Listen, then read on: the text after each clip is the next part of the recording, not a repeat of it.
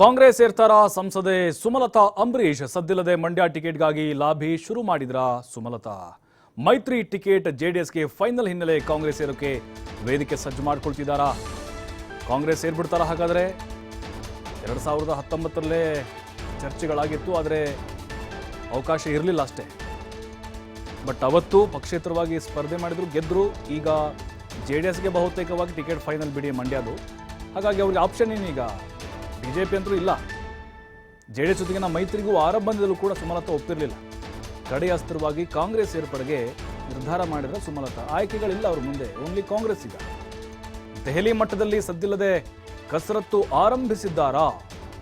Cinema ತಾರಿಯರ ಮೂಲಕವೂ high command ಮಟ್ಟದಲ್ಲಿ lobby ಶುರು ಮಾಡಿದ್ದಾರೆ. ಸುಮಲತಾ ಸೇರ್ಪಡೆಗೆ ಅಸ್ತು ಅಂತ ಹೇಳಿದ್ದಾರೆ ಸಿಎಂ ಸಿದ್ದರಾಮಯ್ಯ. ಡಿಕೆ ಶಿವಕುಮಾರ್ ಅವರು ಕೂಡ ಈ ಹಿಂದೆ ವಿರೋಧ ವ್ಯಕ್ತಪಡಿಸಿದ್ರು.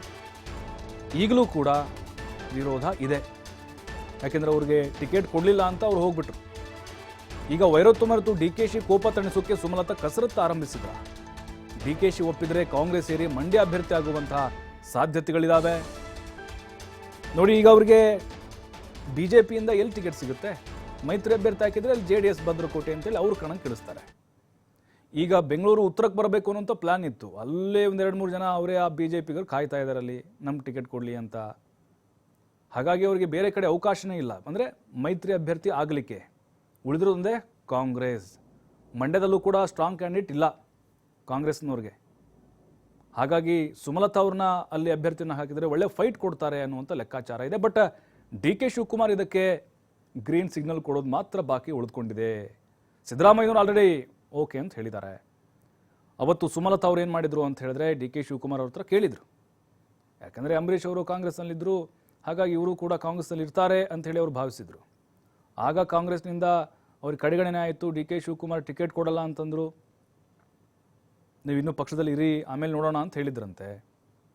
ಹಾಗಾಗಿನೇ ಅವರು ಮುನ್ಸ್ಕೊಂಡಿದ್ರು.